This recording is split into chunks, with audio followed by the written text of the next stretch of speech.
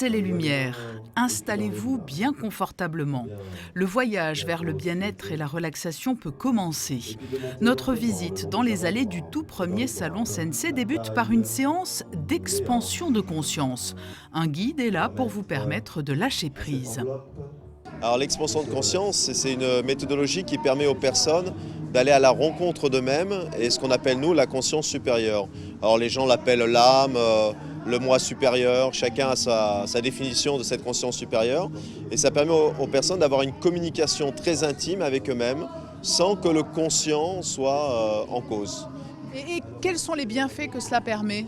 Eh bien, on est toujours un peu l'illusion de nous-mêmes dans la vie de tous les jours en pleine conscience. Et là, ça permet de se retrouver avec sa vraie nature, son vrai intime, sans le poids des traditions, des croyances, de ce qu'on nous a fait vivre ou subir, ou ce qu'on a décidé de vivre ou de subir. Voilà, c'est vraiment de se retrouver sans ce conscient qui parfois pollue le vrai être que nous sommes. Bien, installez-vous confortablement et mettez-vous à l'aise.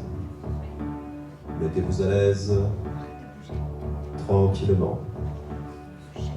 Dans quelques instants, nous allons, et vous et moi, permettre à ce corps de se relaxer, de se relâcher et de s'endormir.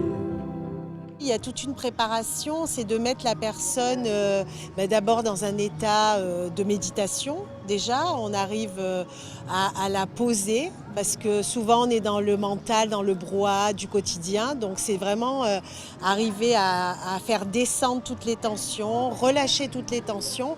Et là, à ce moment-là, on peut commencer à faire une belle expansion de conscience et la mener à se connecter à son cœur surtout parce qu'il y a une richesse dans le cœur extraordinaire. Il y a tout dans notre cœur. Cette séance n'est qu'un petit exemple des pratiques nouvelles ou ancestrales proposées par la communauté Sensei qui accueille notamment des sophrologues, des hypnotiseurs ou des réflexologues. Il y a une demande et les gens n'en ont pas forcément conscience. Puisqu'avant, guérison, c'était égal à thérapie, à psychologie, psychiatrie. Aujourd'hui, on a une manière différente de voir la guérison, qu'elle soit énergétique ou même corporelle. Et oui, il y a une demande. Tout le monde a envie d'être plus heureux et plus serein. Et on touche plusieurs méthodes, que ce soit par la tête, par le conscient, par le corps, par l'inconscient. Et on centralise tout ça sur 2 jours et chacun trouve ce qui lui parle et ce qui lui plaît. Et dans la communauté Sensei se côtoient aussi bien des produits culinaires tout droit venus de Madagascar que des tuniques ou des pierres au pouvoir bien souvent insoupçonné. Elles ont surtout un pouvoir de mémoire et de restituer certaines informations qu'elles ont mémorisées de tout temps ou par rapport justement, au travail qu'on peut effectuer avec la pierre. Donc les pierres sont là pour remettre un équilibre qui est là ou qui est absent. Est-ce que chacune des pierres a une vocation particulière pour apaiser ?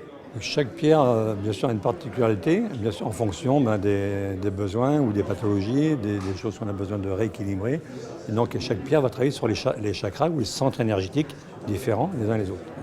Donc, pour savoir sur quelle zone du corps la pierre elle travaille, on va regarder déjà la couleur de la pierre qui correspond à la couleur du chakra. Par exemple, les violettes comme les améthystes vont travailler sur le chakra coronal. Et par exemple, la cornaline qui est orangée va travailler sur le 2e chakra. Donc, il y a tout ce qui est, on va dire, le cycle menstruel au féminin, ou tout ce qui est transit intestinal, tout ce qui est aussi au niveau des glandes surrénales et tout ça. Madame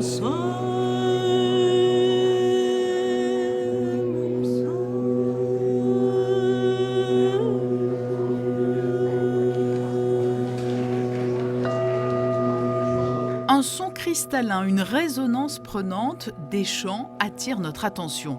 Ces immenses bols de cristal sont eux aussi destinés à procurer bien-être et sérénité. Ce sont des instruments vibratoires et sonores. Ce sont des bols de cristal chantants. Et la pratique, c'est l'usage du son, puisque le son, c'est de l'énergie, et bien que ce son-énergie puisse procurer chez les personnes des états de détente, de méditation, ou de libération des blocages, ou d'éveil intérieur. Donc ce sont des instruments utilisés par les personnes ou par les professionnels. Alors voilà, vous-même vous êtes praticien, mais les gens qui viennent ici sur ce salon Sensei peuvent se procurer cet outil et ensuite s'entraîner tout seuls chez eux à cette pratique. Oui, on leur conseille pour choisir leur bol en fonction de leurs besoins, des sonorités et de leur budget.